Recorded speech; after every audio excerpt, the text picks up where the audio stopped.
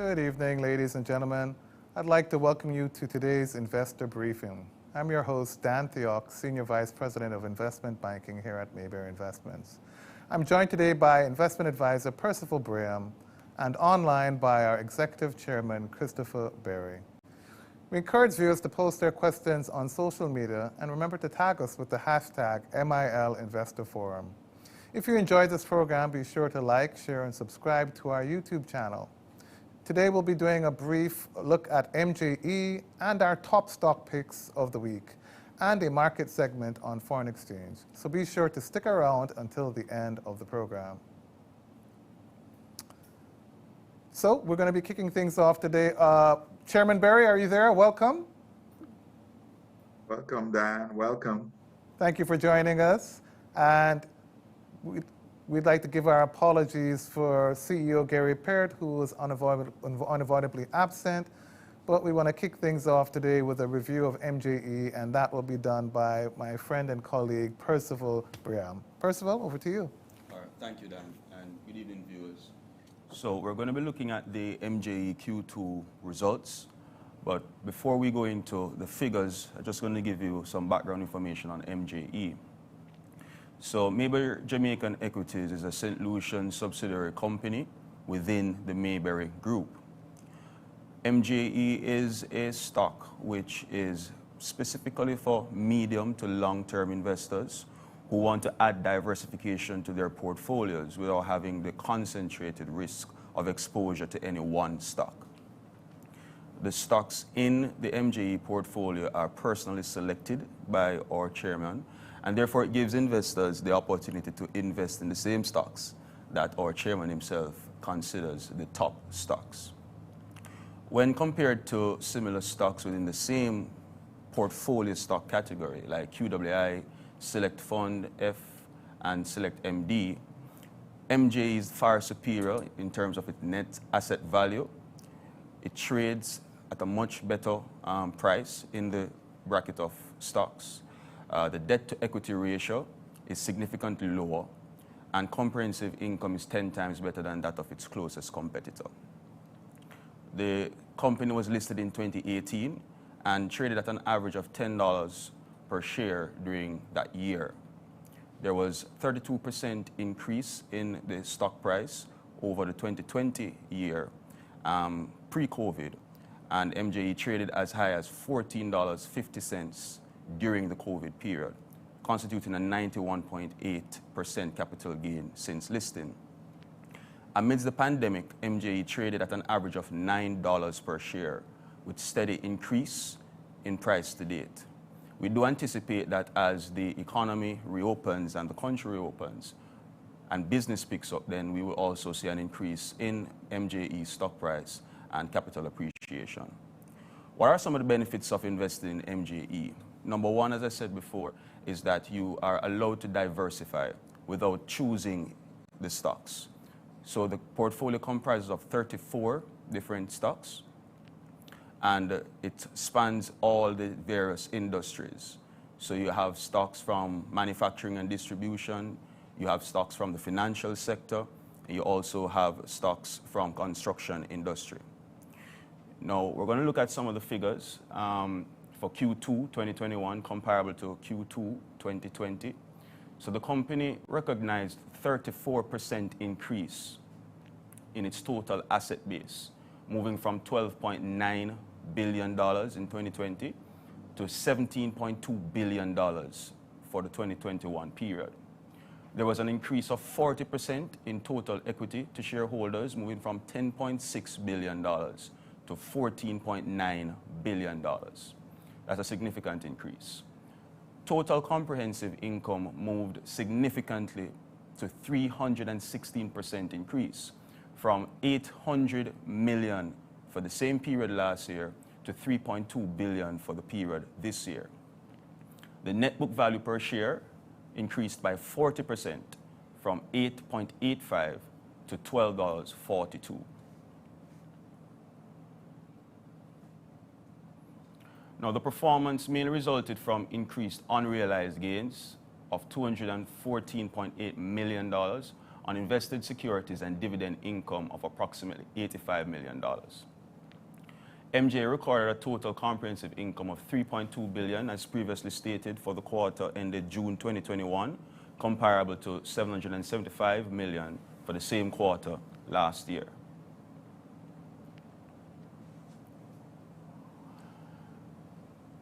One of the main advantages of buying MJE is its impressive net asset value. So we see a change of 40% in the NAV for MJE, which has it at 12.42, comparable to $8.85 for the same period last year. Total shareholders' equity increased by 40% to $14.9 billion from $10.6 billion for the previous year. The net book value to date has trended upwards from $8.85 as at June 30 last year to $12.42 as at June 30 this year. Now, as I previously mentioned, one of the key things that you should look at is the net book value, as also you should look at the net asset value of the company. NJE's stock price closed at $9.31 on June 30, 2021, a 16.3% appreciation when compared to that of June last year.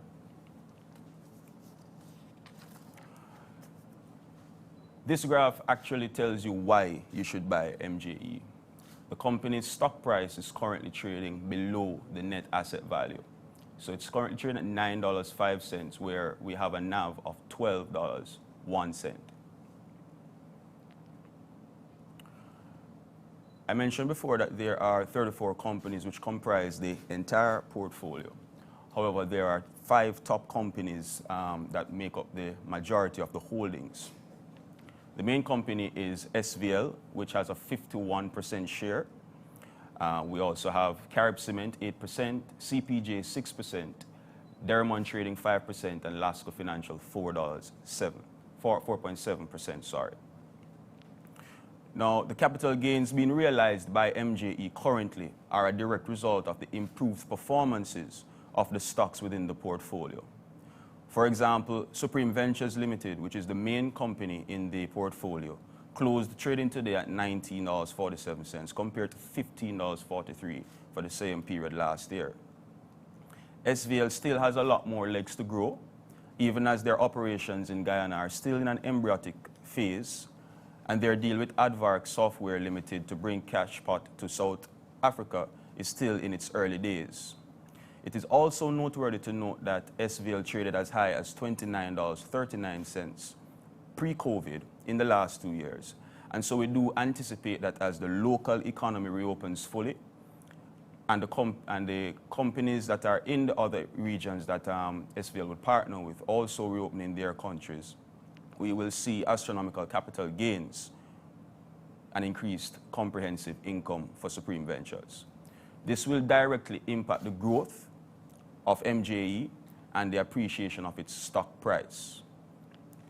Dermont Trading has also been doing massive expansion, and this, coupled with their innovations within the distribution space, will also result in continued growth. We can see the same for Carib Cement, which has benefited significantly from a boom in construction even during COVID, and that has translated into capital gains and comprehensive income being increased. CPJ, which is the other company of the top 5, we know that they took a hit when we had COVID last year, but as the tourism sector reopens and the economy reopens, we do anticipate that they will have more business coming in, which will lead to an increase in profits. And we can say the same for Lasco Financial and their remittance services. It is key to note that MJE is a dividend-paying stock, so that provides additional income for anyone who holds it in their portfolio. Now, the portfolio highlights shows the comparisons for the top 5 additions for Q2 last year compared to the period this year. Won't go much in it, but just for the purpose and education of our viewers, we have provided that information. So that gives you, in a nutshell, what MJE is all about. And as I said, 2 of the main points are that the NAV for the company is quite impressive, comparable to that for other companies within the same sector. And the element of diversification without taking on any undue risk is also one of the main incentives of buying Mayberry Jamaican equities. Over to you, Dan. Thank you for that, Percival. I really appreciate that. So again, MG is a subsidiary of MIL, but it is run completely separate from MIL. So when you hear a MIL advisor giving an analysis or review of MG, you can trust that it's independent and it's how we feel. And when we want to get the perspective of the man who actually runs the show, then we bring him to a program like this where we can ask him questions. So, Mr. Berry, sir, MJE, Yes. I mean, I know you've been doing this for about 30 years. What comments would you like to make about this performance in this last quarter? I mean, I had to check that it was for the quarter because when I saw the $3 billion in comprehensive income, I thought maybe that's for the year, but it really is for the quarter. What's happening with MJE, Mr. Berry? Well, I mean, as you all know, the first quarter last year, we had a big hit to the stock market. It was 30-some%. And SVL, which was our biggest holding, at some point during the downturn was as low as $13. And LASF and CPJ took a big hit too. CPJ went down to as low as, I think, 270 in that range. So some of the stocks a lot of the stocks that were hit are coming back, and some of them are actually not only coming back on the stock price side, but they're also showing great financial results. So we think we're going to have a good year this year. My goal is to try and finish this year above the 2019 level, but I'm not so sure we can do it, but that's my hope. And so we can be growing absolute, have a new high for the asset value and the NAV, and that will be a good thing for the shareholders.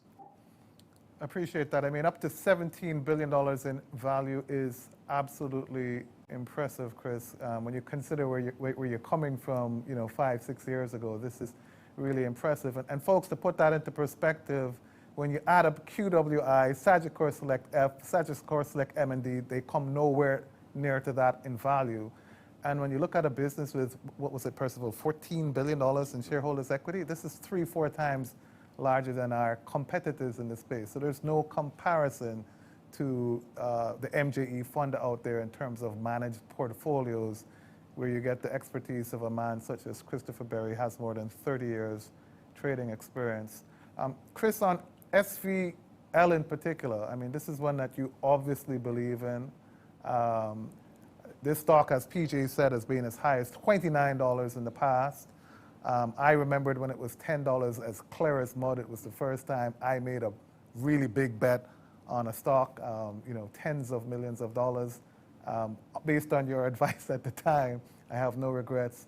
I mean, this stock could easily be back at $30 within the next 6 months. There's a lot of talk about competition, but when I speak to their executive chairman, he's like, what competition? We think they've gained less than 3% of the market share.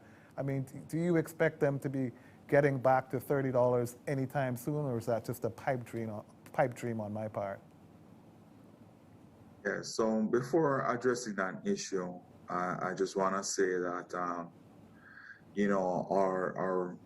we buy research from Mayberry, and that research team there helps us along with investment banking on the ideas that we put into the portfolio, and to keep a check on it, make sure it's healthy. We do buy services from Mayberry, and Gary and Mark Berry also help us with this. So it's really not a one-man show. In terms of SVL, forgive me, my voice is I don't know what's happening. My voice is not so clear.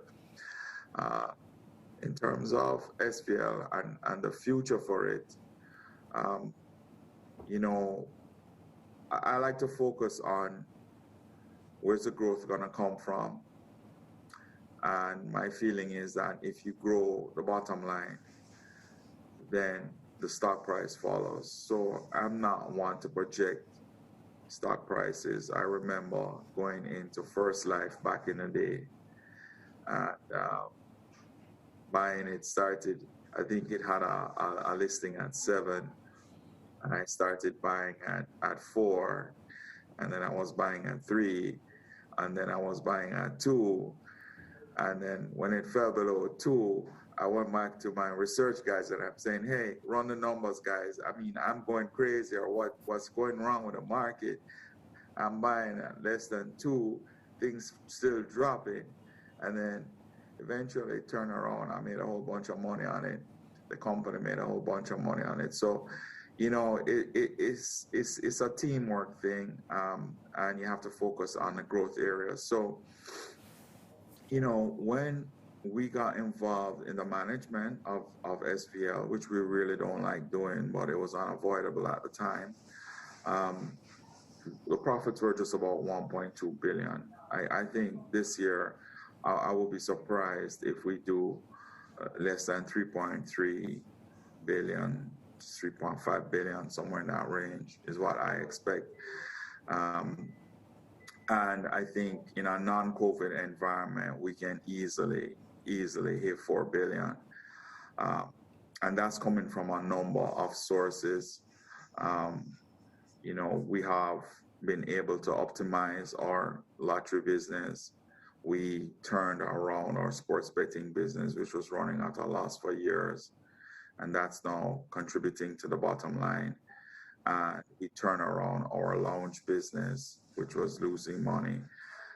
All of those businesses were losing a lot of money, and they're now not losing money anymore.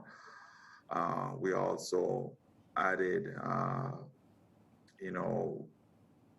Champion, a new sports betting company that we bought, and we also bought a video lottery terminal company. And those companies are all expanding, and we cut we're no longer at this time having to lend Caymanas money, which we had to pump over $2 billion into that company. So, when you look at the operating strength of the company, it's just getting stronger and stronger. And so, I wouldn't want to project a price, but I think we blow through $30, and it won't be long. Thanks for that, Chairman. I have no doubt. Okay, right. So we want to move on to the next stock we want to look at today. And again, on MJE. Actually, Chairman, I do have one more question. I'm mystified at how we've seen quite a few of these NAV-type stocks trading at 20 to 30% below their NAV. It makes no sense to me that a stock like MJE would have a cleared $12.40 NAV. It's a portfolio of great stocks, but then the share price trades 20 to 25% lower. And we've seen this trend a bit. Is it that investors aren't quite understanding the NAV stocks? What's your perspective on it? I mean, I think it's a great buying opportunity, but I'm just trying to appreciate why this arbitrage opportunity exists. You have any thoughts on that? So my feeling is that Jamaica is pretty much a PE multiple market. That's how people value stocks. So they tend to look at the price earnings ratio and they assign a multiple to it. And that's not really a good way to value portfolio type companies. I would say I would put companies like Panjam, Proven, the various funds that are on the market, QWI and MJE in that category. Some people would argue maybe Panjam a little less, Proven a little less. But, so I think they're accustomed to valuing the companies on a multiple times earnings. And in the case of some of these companies, that's just not a good way to value them. But I think as the market gets more sophisticated, people will understand this. But it Yeah, will take time. I'm inclined to agree. And using that PE approach, we see many of these businesses trading at a price to book premium, 30, 40%, sometimes 2 times, 3 times. So again, it sort of makes no sense to me why you have some companies trading at such high price to book ratios, and then you have an MJE trading at that kind of discount. But I think it's a clear, great opportunity to buy the stock, and I'm inclined to agree that over the next year or two, people are going to start to figure it out a lot more. So go out and buy yourself some MJE, folks. I'm telling you, in a year's time, you're going to regret it if you don't do so now. Great. Moving on to our next stock picks to look at, and these are really my great picks for the year. The next 3 I'm going to look at, we were careful to choose. We didn't want to double down on stocks that are already the top 5 of MJE. And so first one up is GK. This is one we've talked about a lot in the past. Before in January, we told you guys when the PE ratio was 10 times, go and get yourself some GK. And here we are, 6 months later, the stock price has appreciated by 40%. And finally, I now see GK trading at a reasonable PE ratio of about 15 times in a market where the average PE, I like to think of as being 16, is on par. And if you trade above 16, you got to be really great. And the market's looking for great growth. And if you're trading below 14 times, it could be a buying opportunity. You have to look at it and try to appreciate, is there something going wrong? Or is the market just losing confidence? You know, what's up with that? So 14 to 16, I think, is a great range. We see GK right in that range. Look at the earnings for the last 12 months, $6.5 billion. Stock price has traded at a high of $106 very recently, a low of $55. I'm proud to say my average price for GK is about $55. And so now I'm finally reaping the benefits of hanging on to this stock for the last 4 years. Next slide. Again, you know, look at what's going on with the profitability here. You can see that they've grown their profit before tax by 27% for this quarter compared to same time last year. So out of the COVID challenges, again, they did about $6.5 billion in profit for the full year. And here they are in a single quarter, you know, doing $1.8 billion. So it shows that the business will continue to grow. We see the food segment doing exceptionally well. They've increased their margins to about 4%. And in the remittance side, the margins are like 43%.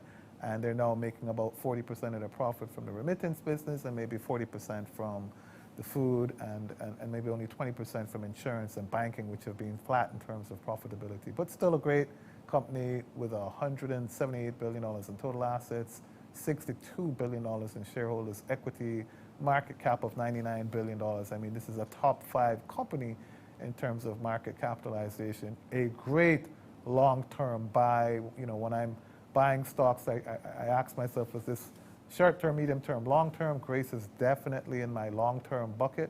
You know, it's a company that's been around for 100 years, and they're going to be around for another 100 years if you ask me. Next slide, we look at what's going on with the quarterly results. And I like a graph like this where you see in the last 3-4 quarters the trends are trending up. Their first quarter traditionally is not the best quarter, and so you can see the 2 green bars. But still, this first quarter is still, you know, 20% better than first quarter last year, which is better than first quarter the year before. And so that's what's important to take note, that we're seeing good growth from GK. We see them expanding on the export side of the business. They've got a very strong brand name in the diaspora. They have ambitions to have 50% of their sales coming from overseas, and it looks like they're going to get there in the next 2 to 3 years. PJ, any thoughts from you about GK? The 2 main things that stand out for me is looking beyond just the last couple of quarters, and you look at the last 5 years. GK has consistently increased their revenue, their total assets, and their profitability in terms of income. And I think it gives us a trajectory as to what we should anticipate from the company moving forward. I am encouraged by the fact that they have set a mandate to have more than 50% of their income or their earnings coming from overseas, because that speaks to the vision that the company has. If it is that the majority of their earnings were coming from Jamaica with such a small population, they know that their earnings will be capped. So we have a lot of things to look forward to. They have a lot of projects within the pipeline, especially as it concerns international expansion. And so, as you rightly said, I would definitely recommend buying GK as a long-term buy. Great. Chairman, any thoughts from you on GK? And I do want to give a special congratulations to Don Webby, who just celebrated 10 years of holding the reins. And I think, Don, you've done a great job. We'd like to have you back on the program in about 2 months' time so we can talk a little bit more about what the future holds. But, Chairman, any thoughts from you on GK in particular? I know you've bought a lot of it in the last 6 months. Yeah, so you know, big up to Don. Congrats on a 10-year big achievement as CEO of one of Jamaica's finest. You know, Don and I have the privilege of being SDGC old boys. You know, simply the finest school of its type on our little island. So my feeling on Grace is like, you know, one of the things that I have always looked for in Jamaica is companies who can sell internationally, because when you're locked into Jamaica, you're really capped. You know, you end up having to become a conglomerate and doing a lot of different things, having to have a lot of different skills. It's very tough to grow just being capped in Jamaica. I think by being in the international market and showing that they can actually win, you know, in the international market is great for Grace, because, you know, the food market is just unlimited internationally. And, you know, I just think it's all about finding their niche and growing profitably, consistently. There is no limit to what they can do in this kind of a market. And, you know, they have great brand in Grace Kennedy and great brand in Brand Jamaica. What I would love to see them do more of is to be able to have more 100% Jamaican product. I think that would really excite the international market more than just having a company from Jamaica, because, as you know, a lot of Grace's products aren't even made in Jamaica. But they're definitely tapping into that Caribbean, Latin American taste. And there's, you know, that Hispanic group is the largest group in the US. So I'm very optimistic about them. They've been in the international market for a long time, and they for the first time, I think, you know, I'm getting confidence that I think they're close to cracking the code. I mean, you know, if you see me take my holdings in Grace up to 10 million US, you know, then I really believe that they're gonna take off like a rocket. But right now, we're just having our, you know, getting our appetite wet. We just have a small position. But we're watching to see what they can do, because I think this can be like another, you know, Red Stripe, Lascelles, this kind of real big movement. Thanks for that, Chairman. And again, with $115 billion in sales, I mean, they're no small player. We really like them. Again, congrats, Don. Next one up, Jamaica Broilers Group. Again, another one for the long-term hold portfolio. You can't be a serious investor if you don't have Jamaica Broilers in your portfolio. So Jamaica Broilers, current stock price, $35. It's trading at an 18 times PE ratio, trailing earnings of $3.6 billion, because they just came out with their earnings results. You can see here the range of trading in the stock price, $42.8 billion of market cap. Again, top 15 company in terms of market cap. Very few companies get over 40 billion. We just happened to talk about Grace a while ago at 98 billion. I can only think of 3 companies larger than 98 billion in the Jamaican market scene. Broilers Group, major players in the poultry business. Next slide. When you look at the top 10 list of Jamaica broilers, it's just nothing short of impressive. NIF, all of the large funds. It's just a great stock to have in your long-term portfolio. And let's look at what they've done in the last year alone, right? Grew their sales by only 2%, right, to $56 billion, but more importantly, they've managed to reduce costs by 4%, reduce finance costs by 27%, and just doing that, you get a 76% increase in your net profit, 116% increase in their comprehensive income. So from $1.7 billion to $3.6 billion. Clearly, Chris Levy has just knocked it out of the park, growing his shareholders' equity by 19% up to $19 billion, $51 billion in total assets. They have $4 billion in cash. Their pension fund has $7 billion. It's a great company doing exceptionally well. Next slide. Again, looking at some of the segment, they too have today 42% of their revenues coming from North America. So again, great diversity. 42% of the sales coming from North America, and it's a profitable segment that showed 7% growth in the last year alone. They're in acquisition mode there after being in that market for over 20 years and really getting a feel for the market, and now they're expanding, sort of vertically integrating, and it's just great for the business. Not doing so well in Haiti, but it's like a very, very small part of the business. Less than 5% of the business is in Haiti. Struggling there a little bit, but not a big drain on the business. But the future growth potential of North America, plus being a market leader in Jamaica, in the last year, 3% reduction in sales because of COVID, 7% growth in North America. This tells me next year, for the next year, when the market picks up and the economy picks up, we're going to easily see a further 7% growth in sales, which last time we saw anything like that resulted in a 40% further growth in profitability. So I think producers are going to knock it out of the park over the next year. That there's a reason why it's trading at the 18 times PE. I think the market's anticipating further growth in profit. I just think it's a great stock. Last slide shows what's going on in terms of the quarterly financial performance on the next slide. And that shows you, again, look at the trend in the prior 3 quarters. So once again, here's a company that doesn't do as well in their fourth quarter, generally speaking, but still this fourth quarter was better than the last fourth quarter. But more importantly, we see them stringing it 4 good quarters together to turn $3.6 billion in profit overall, 40% better than the prior. It's just a great company in my view. PJ, any thoughts from you? Well, one of the things that stands out to me is that they have consistently taken steps to decrease their distribution costs and their administrative expenses. And that has seen a 5 to 2% respectively decrease for both sectors.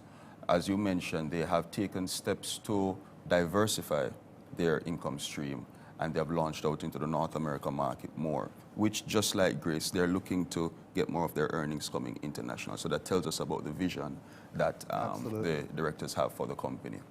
And also, even though we had the impact of COVID, we realized that they moved from $1.6 billion in comprehensive income to $3.6 billion in comprehensive income for the last financial year. So that tells us that they're on a good trajectory. And just as we looked at Grace, which we see as a growth stock, you can look at broilers as a value stock, because we do anticipate that over the medium to long term, they will see an appreciation in their stock price. I agree with that totally. And we're seeing a trend here in terms of great brands. Companies that have great brands are dominant in the markets that they play in.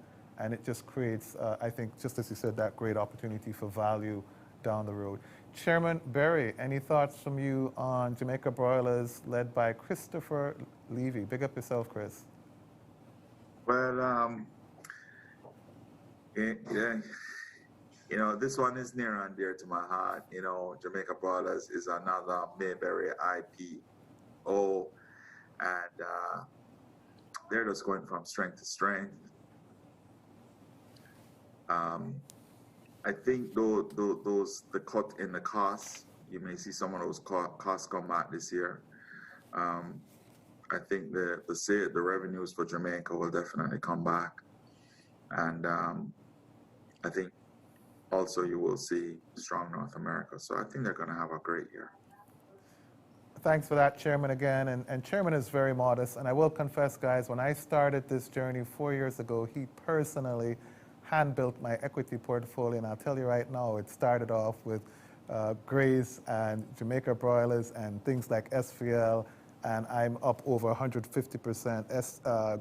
Broilers, I think, was $18 at the time, Chris. A great pick. And still, I appreciate your wisdom. It's a great company, just growing from strength to strength, folks. Next one, Carreras.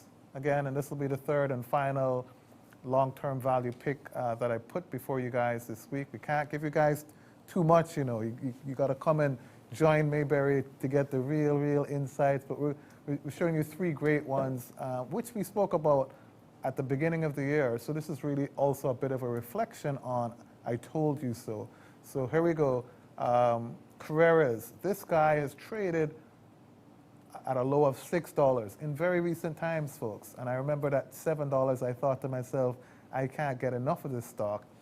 Here we are today at $9.27, which reflects a conservative 12 times PE ratio. Again, I like to think of the market average as 14 to 16, and if you're below 14, it means maybe something's wrong, or it's undervalued. In the case of Carreras, let me tell you right away, there's nothing wrong with Carreras. $3.7 billion in trailing earnings, $45 billion in market cap, top 10 stock by performance by far. And when you look at their top 10 shareholder list, you will appreciate that every large pension fund, anybody who's serious, has Carreras in their long-term bucket. Next slide. Again, $3.7 billion profit, only 5% growth. Sales were flat, fell by 1%, and it's been like this for the last 3-4 years. So I hear friends who say, Carreras isn't growing, Carreras isn't growing. They think Carreras isn't growing.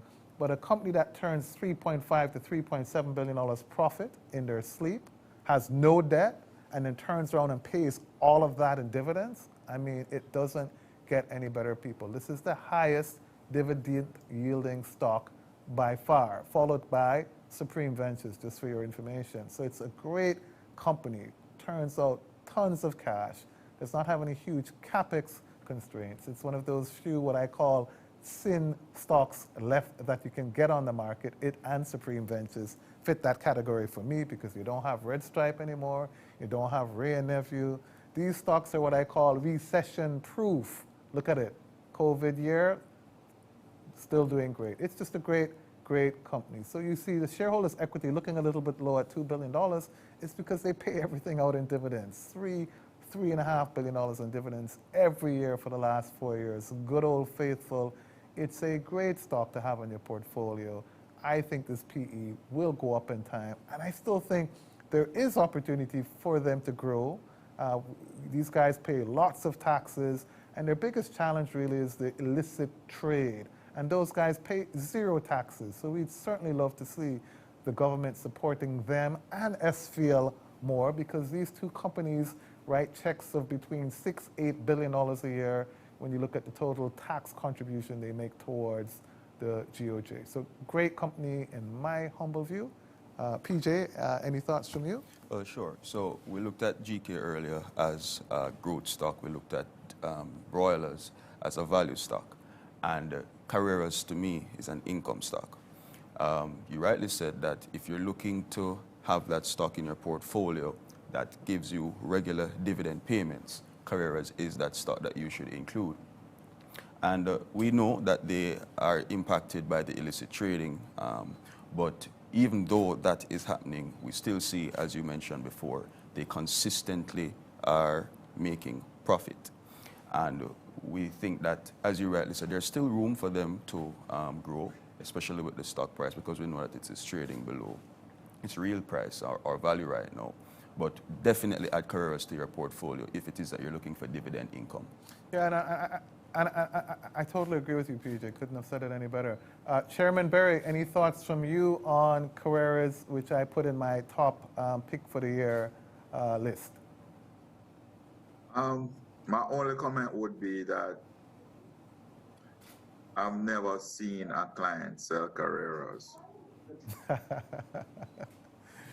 Great, so I'm not doing too bad. I will confess, folks, my average price for Carreras is about $10. So I got into this. We saw it go up to a high of $13, and then it plummeted down to $6, and I just bought more and more of it. Quite frankly, the dividend yield, if you bought this stock at $7, is like 9%.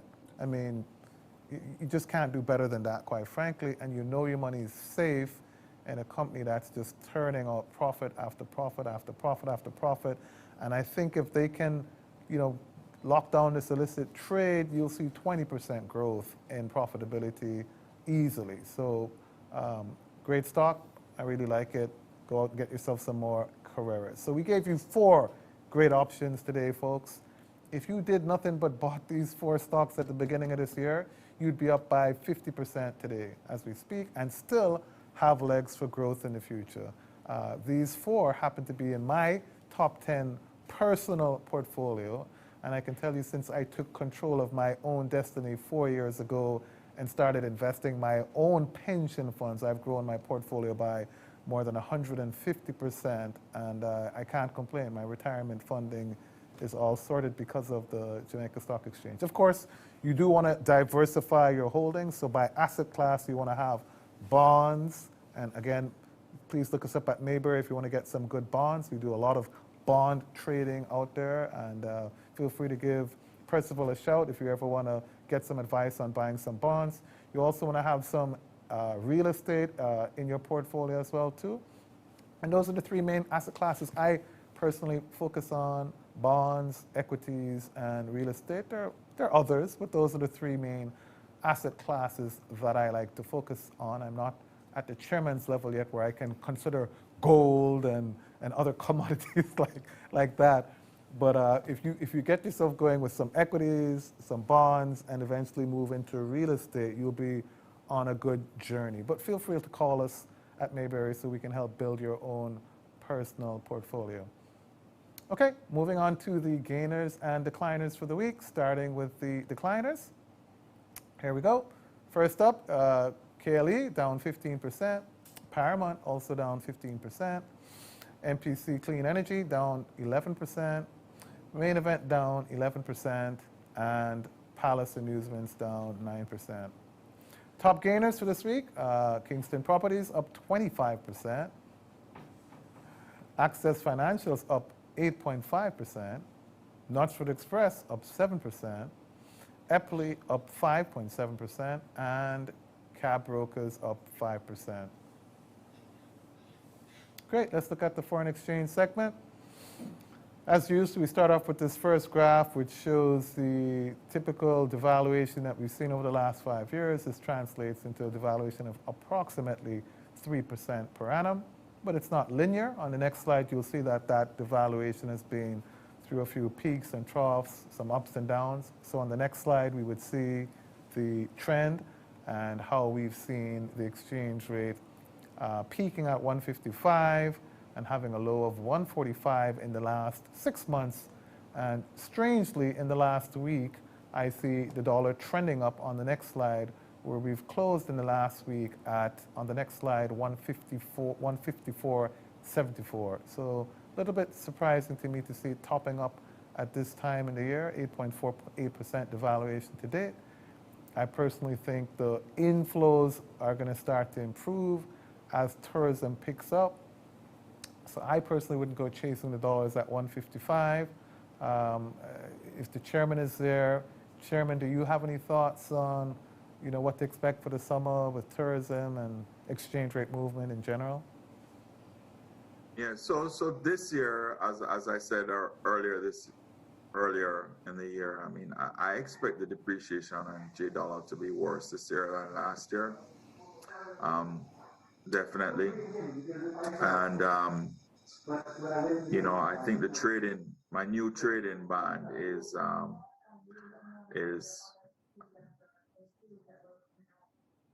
148, 157. So anywhere in between there is where I'm expecting the dollar to trade in the short term. Thanks for that, Chairman. I mean, this week alone, I think I sold in the last 3 days over $8 million US dollars. So I hope I'm going to be helping.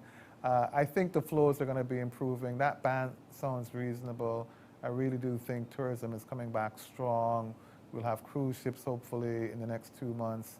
The hotels, I think July or August are going to see great months. And I think as the year progresses, we'll see that continuing to improve. On the flip side, we see commodity prices increasing, oil in particular, and that's going to put a little bit of pressure on our balance of payments. But in general, I think that band makes sense, and we look forward to seeing how the tourism improves over the next couple of months and how that then impacts some of the stocks we like. You mentioned CPJ, Express Catering, Dolphin Cove, industries that were dependent on tourism, and then to some extent it impacted stocks that we didn't expect to see that impacting. So Jamaica Broilers lost off to some extent because of what happened in tourism. So when we saw the 3% shrink in the Jamaican sales, it was driven primarily by tourism. And Chairman, I think you said this, we had this conversation last week, that we're coming to a point where more food consumption in Jamaica will be driven by tourism than the Jamaicans themselves. So we now have 5 million tourists coming in per year. Their average consumption is much larger than the average Jamaican, and so we're going to see how tourism drives local food sales, and I think Broilers is certainly well positioned in that regard. Well, folks, it was a great week again. Percival, thanks for joining us. Guys, we just wanted to demonstrate that, Mayberry is 100 strong. So when you see Dan, Chris, and Gary, I hope you appreciate that we have dozens of team members working behind the scene in research, guys like Jason, a very strong sales team led by Akeelia, and great treasury team, just a great team in general. So it's much more than the 3 or 4 you see here today, over 100 strong, working really hard to try to serve our clients. So I'd like to thank our viewers for tuning in today. I'd also like to thank my fellow panelists, PJ, for participating in today's investor briefing. We're certainly looking forward to resuming our investor forum next week. Be sure to follow us on social media and to stay up to date with our live streams. Don't forget to subscribe to our YouTube channel, Mayberry Investments Limited. Thank you all viewers for tuning in today. Keep safe, and remember, wise investor, slow and steady wins the race. Goodbye. Boom fist.